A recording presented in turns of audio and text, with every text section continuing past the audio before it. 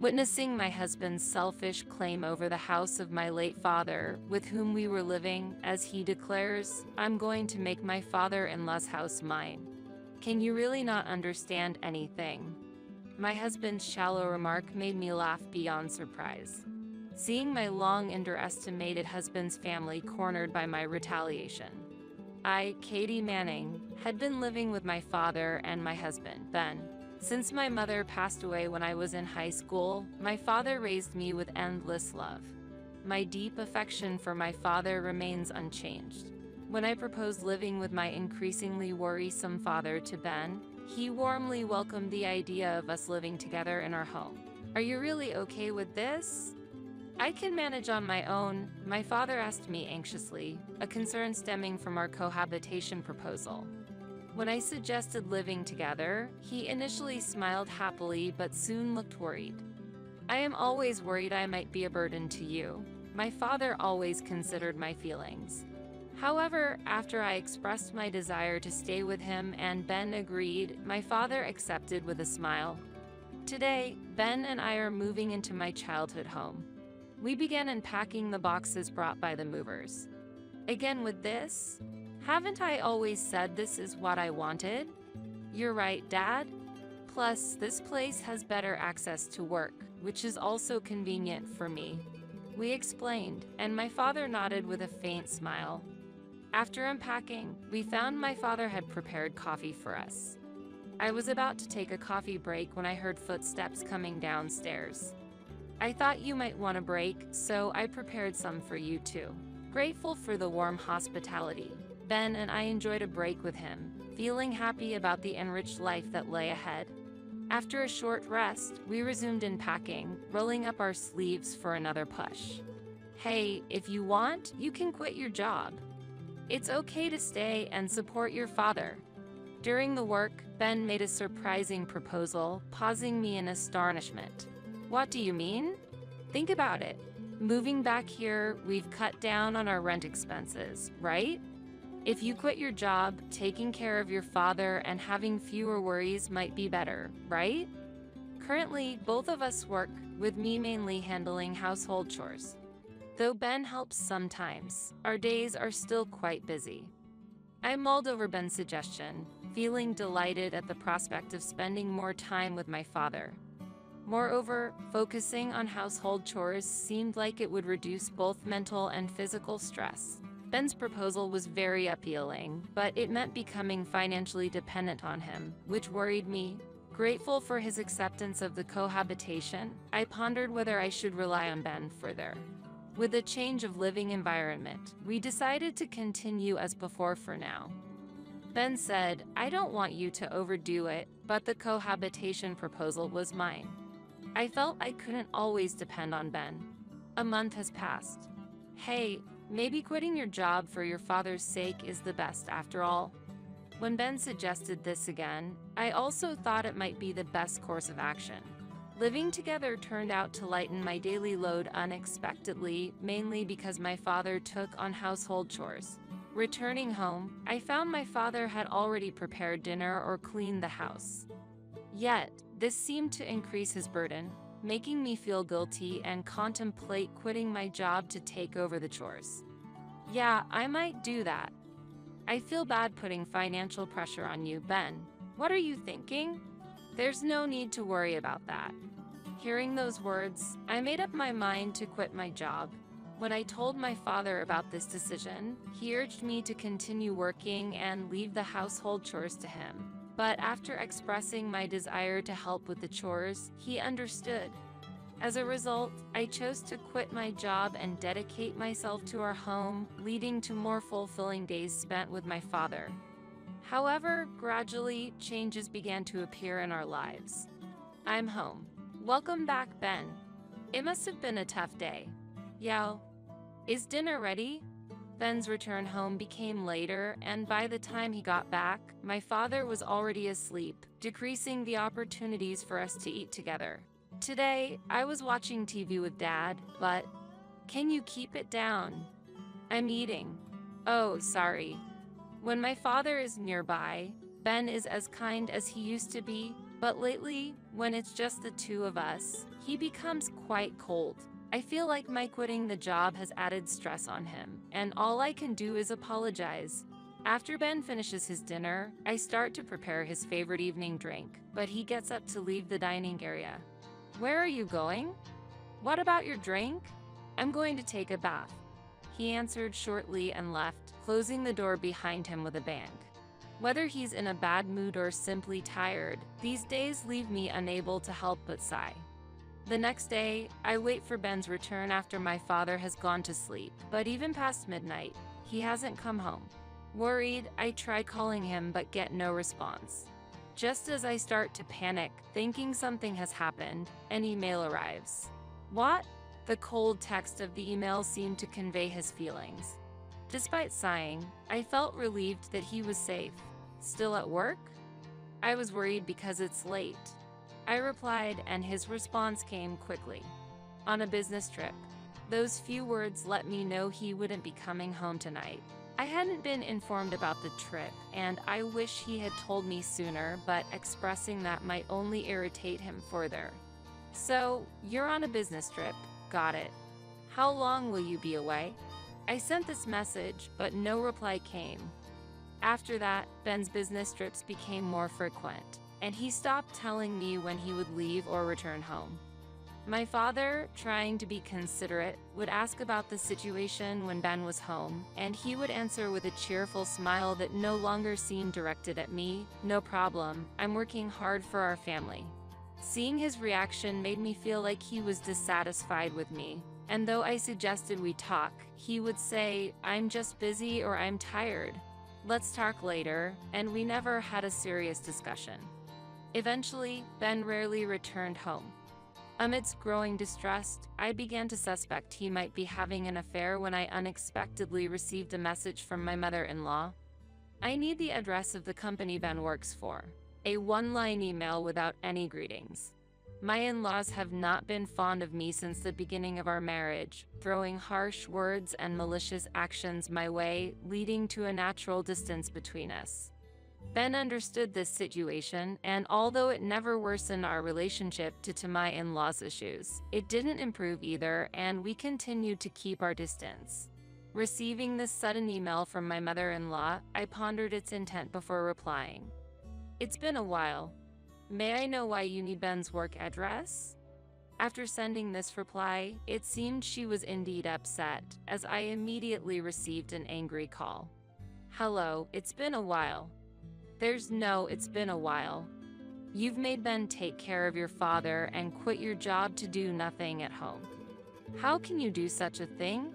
Because of you, he's now returned to our house. He forgot his lunchbox today and went to the office, so I'm trying to deliver it.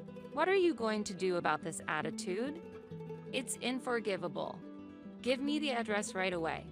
And from now on, Ben will be living at our house." Shocked by my mother-in-law's angry words, I was left speechless. It turned out that the days Ben claimed to be away on business trips, he had actually returned to his parents' home. Learning how my in-laws spoke about me was deeply shocking. It was Ben who said it would be okay for me to quit my job, yet I couldn't help but feel his true intentions were different. Overwhelmed with sadness, I felt like I couldn't stop my tears.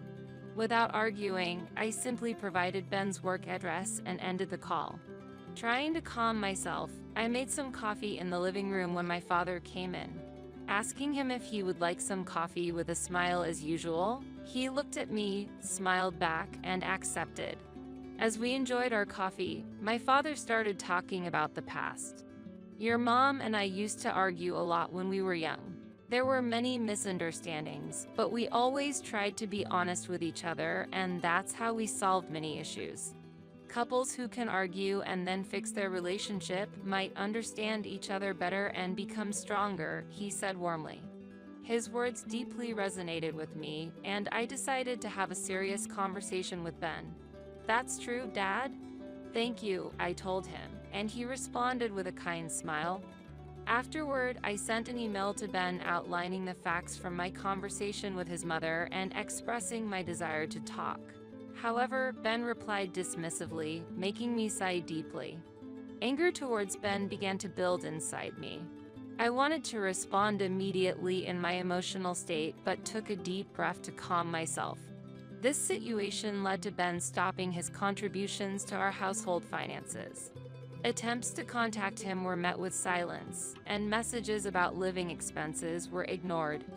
My love for him gradually faded due to his selfish behavior. Finding no meaning in our marriage, thoughts of divorce crossed my mind. I was disappointed in Ben for being so irresponsible and self-centered. However, not wanting to worry my father further, I decided to postpone discussions about divorce and support myself using my savings from before we were married. Getting used to Ben's absence, I enjoyed my days with my father until he suddenly fell ill. Rushed to the hospital, we were told he didn't have much time left. Overwhelmed and unable to stop my tears, I couldn't hear the doctors or nurses. Visiting my father's room, he tried to smile and apologized for worrying me. Holding his hand, I smiled back, saying, "Don't worry, you'll get better," despite my eyes swelling with tears. Seeing my father, who looked sad despite laughing and asking, "What's with that face?" I felt tears welling up in my eyes again. Because hospitalization was necessary, I temporarily returned home to prepare what was needed. However, upon returning to my childhood home alone, I was overwhelmed by a sense of loneliness, and I couldn't stop my tears. This house, where I grew up since I was a child. Even though I had left it when I got married, this place is filled with countless memories. Unable to bear the loneliness of being alone, I simply cried incessantly. During this difficult time, I received a cold message from Ben. "Since we're living separately, handle your own expenses. Maybe use your father-in-law's pension?" Reading this, I threw my phone in frustration. All my feelings for Ben vanished at that moment. Shaken by anger and sorrow, I realized dwelling on my feelings for Ben was a waste. Wondering how my father would feel seeing me like this calmed my mind.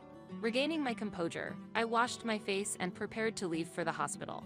Just then, I received mail containing good news that could change my current situation. Seeing this, I made up my mind. Leaving the documents at home for now, I hurried to the hospital. My father's condition worsened gradually, and I had to accept that our time to say goodbye was nearing. Days passed with joyous conversations at the hospital, only to return home to tears. Eventually, my father passed away peacefully. I was there to witness his serene departure, but the sense of loss overwhelmed me, leaving me in tears. However, the legacy my father left was immeasurable and deeply etched in my heart. The funeral, with the help of relatives, went smoothly, but Ben and my in-laws did not show up until the end. I hadn't specifically informed them about my father's passing, so I hadn't expected them to attend. Nonetheless, it seemed they had learned of his death through relatives because, a few days after settling the estate and paperwork, Ben suddenly appeared with a lot of luggage. "It's been a while. I heard your father passed away." Seeing Ben's face stirred anger within me, but I suppressed the impulse and took a deep breath to remain calm. "What do you want? What's with the luggage? Isn't that a bit harsh for a husband returning home?" "Oh, this luggage is my parents' stuff." "Huh?" The fact that Ben used the word husband was profoundly irritating. His words made no sense to me. After he had left the house, stopped providing for living expenses, and lived as he pleased, claiming now to be a husband was beyond surprising. It was appalling. I was at a loss for words. "Were you waiting for me? Jobless, struggling with living expenses, and left alone to care for your father? Happy, are you? So happy you're speechless?" "No, it seems I was the one caught in your plan." Ben's mention of a plan caught my attention, prompting me to ask for clarification. The answer I received was unbelievable. Living with an old man was something I couldn't accept. Impossible to live with the elderly. But saying that might make you think about divorce. If we divorced, I couldn't get this house. So, I chose to live together and pushed you into unemployment by pretending to be the ideal husband, making you dependent on me and the elderly man. That way, the house would become mine. Hearing his words, I found myself glaring at Ben sharply. This was not normal thinking. Reflecting on our marriage made me despise myself and feel deep guilt towards my father. I struggled to contain my trembling anger. "Your story doesn't add up. You're the one who left and stopped paying the living expenses." When I pointed this out, Ben scratched his head in annoyance. Yeah, I had reached my limit. I didn't realize I was so short-tempered. But I thought the plan would work even without me, assuming you wouldn't have the courage to bring up divorce. His smug smile made me forget what had ever attracted me to him. I no longer wanted to see his face or hear his voice. My feelings towards Ben had become unbearable. The plan worked. This house might be old, but it's spacious and well located. It'll be worth a lot when sold. From today, my parents and I will live here. Could there be anyone more self-centered? It seemed morality was foreign to him, which wasn't surprising considering his parents. As I stood dumbfounded, he continued to insult me further. The house of your father is mine. Get out. Watching my in-laws' belongings being moved in, I realized Ben was completely oblivious to the situation. Ben looked down on me confidently, disrespecting my father and making it impossible to leave things as they were. Seeing Ben standing there so smugly made me burst into laughter, unable to hold it back. My sudden laughter confused Ben. Have you lost your mind?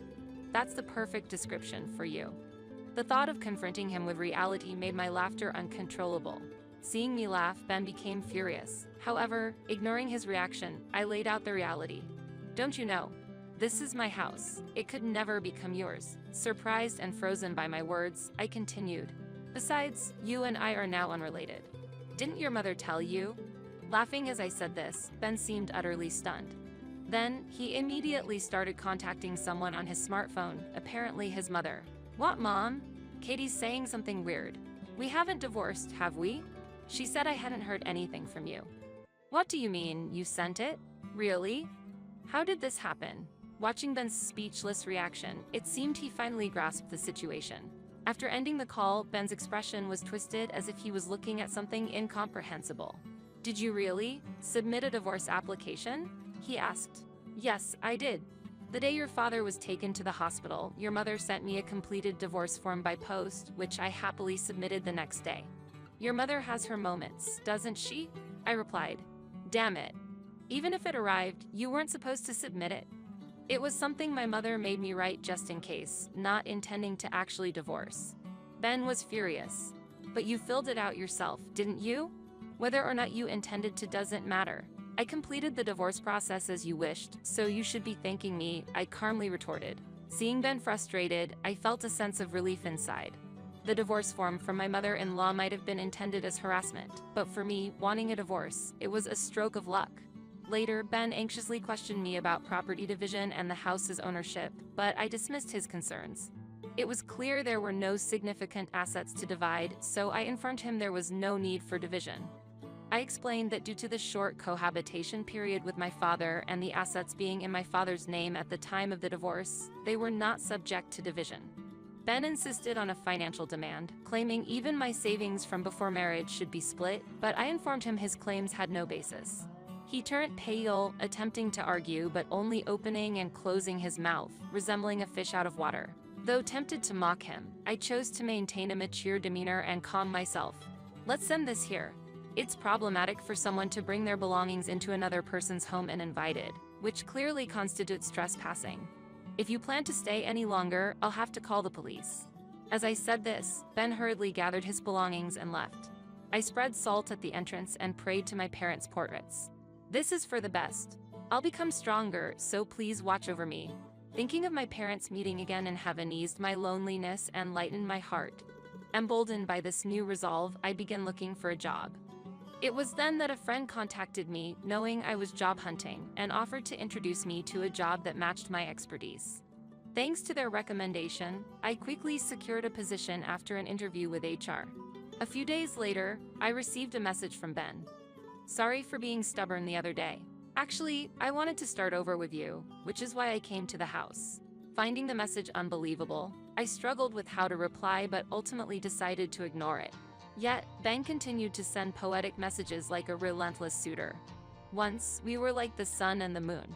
Days spent longing for you, unreachable, are now behind us.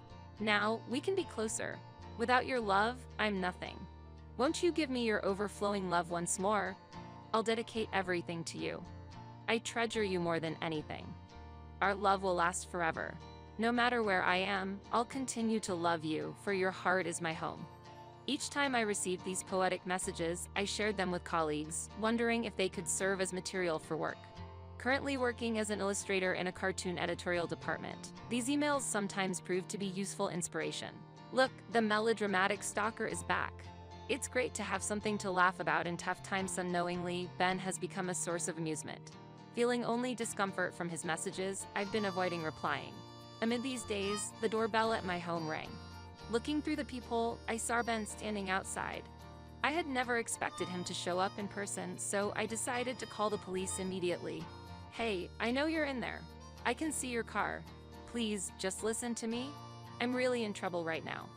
There was talk of moving into this house, so my parents sold their home. Now, I have nowhere to go. Help me. I could hear his voice shouting from outside, but what does that have to do with me? It highlights his recklessness for not correcting the situation the day they misunderstood this house as their own. His emails showed he hadn't given up, but I was merely astonished by his and his family's naive thinking. While the police were convincing Ben to leave, he resisted strongly but was eventually taken away by them. After that, when there was no response to the flood of Romeo emails, contacts from my in-laws began. At first, they tried calling, but when I ignored that, they switched to emails. "How can you know we're in a difficult situation and not offer any help? You should contact us immediately. Why not have a serious discussion? We were once a family. Isn't it too cruel to be so indifferent? You caused us to lose our home.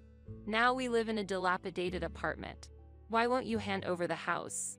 You must have received inheritance from your father. You're not struggling financially. We quit our jobs. You should take responsibility. If the child is like this, of course, the parents are too. Do they think their decisions will always prevail?" I was infuriated by the audacious emails. How can they disregard others to such an extent? Although I intended to ignore them, I ended up blocking Ben and my in-laws' contacts. I considered changing my contact information, but it felt ridiculous to spend money just because of them.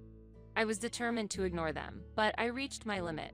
I optimistically thought blocking them would restore my peace, but soon realized my approach was short-sighted. One day, my former in-laws showed up at my doorstep. Despite being fed up with their endless harassment, understanding they knew my address made me realize such incidents were inevitable. However, I did not want to leave this house filled with many memories. "Come out, you know we're in trouble. Change your mood? I'm proposing we get back together, accept it. How can you ignore someone in trouble? What kind of human does that?" The doorbell and knocking were incessant, but I did not hesitate to call the police. Suddenly, the noise from outside stopped. Peeking through the hole, I saw an unfamiliar man arguing with my former in-laws. "Go home, you're bothering people." The sudden appearance of the man puzzled my former in-laws. "What did you say?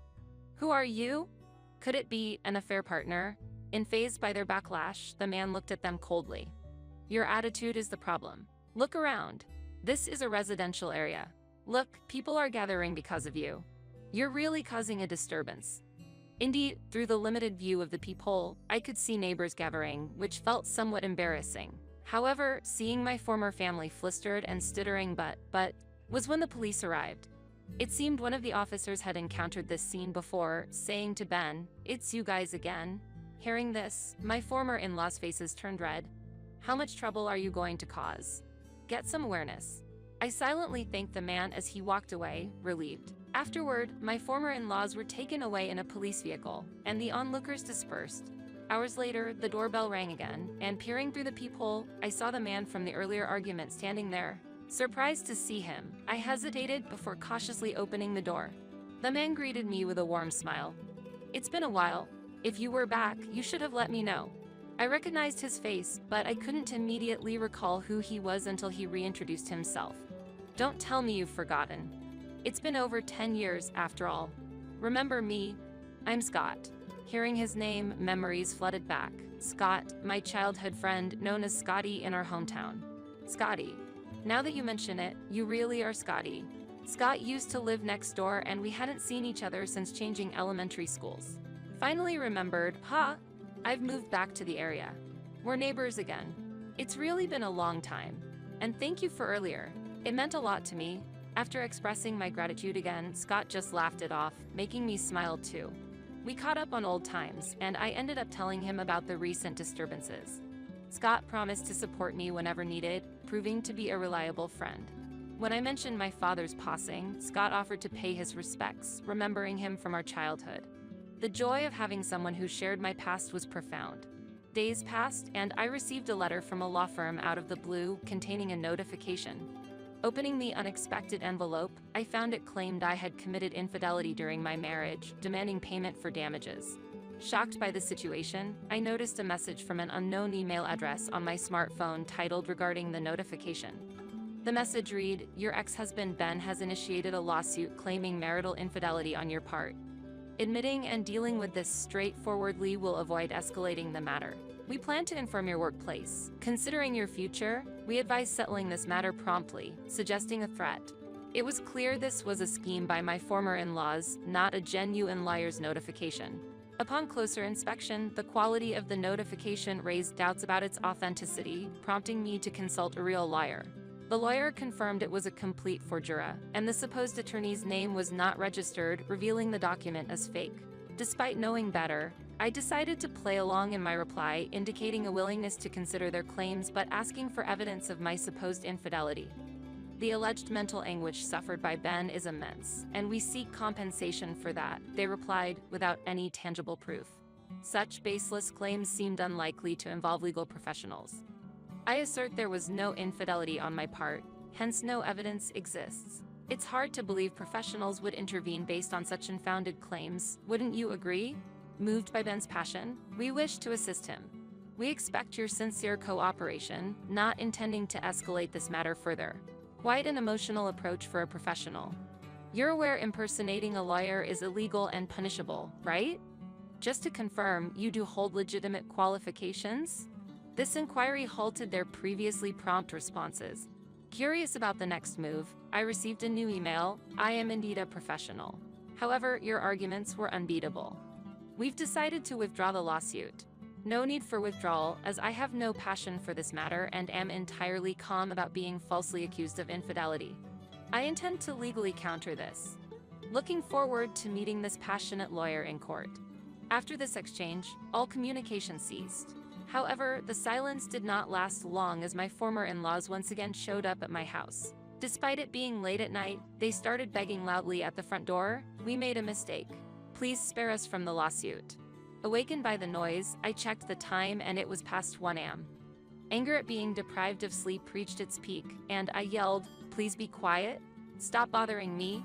Never having seen me so angry before, my former in-laws couldn't hide their surprise. "If you come any closer and cause more trouble, I won't overlook it." With that declaration and grabbing my father's wooden sword that was at hand, my former in-laws' expressions changed drastically. Especially my former mother-in-law and Ben, who seemed to tremble in fear, whispering, "We're so sorry. You should have changed your actions from the beginning if you were sorry. Never appear before me again." I scolded, and my former mother-in-law nodded with tears in her eyes. Then, the lights of a patrol car caught my eye, heading our way. Due to the late hour, it seemed neighbors had reported them, and my former in-laws were immediately taken away by the arriving officers. They tried to attack me with a wooden sword. My former mother-in-law pointed at me and appealed to the police, but she was taken away. When the police asked me, "Is this true?" I explained the doorbell kept ringing and someone was banging on the door at this hour, so I took the wooden sword for self-defense, to which they nodded understandingly. Scott was by my side and told the police he had witnessed the former in-law's repeated visits. With his testimony, the police deemed the actions malicious and promptly took my former in-laws away, finally restoring peace. The next day, following Scott's advice, I filed a report. With multiple incidents involving the police already, the process went smoothly. Scott mentioned he had noticed the former in-law's assault the previous night and was about to say something when he heard me shouting. According to him, my voice was terrifying. Subsequently, a restraining order was issued against my former in-laws, and they never troubled me again. Moreover, someone had recorded the commotion, and the footage ended up on the internet, making them the secret talk of the neighborhood, unable to move due to lack of financial means. It's unclear how they're living now, but they're probably relying on the former in-law's retirement funds. As for me, Scott and I grew closer rapidly, and within a few months of reuniting, he confessed his love and we started dating. Scott always makes me smile, and the time he spent with him is genuinely happy. I feel like this turn of events is a gift from my father, filling me with gratitude.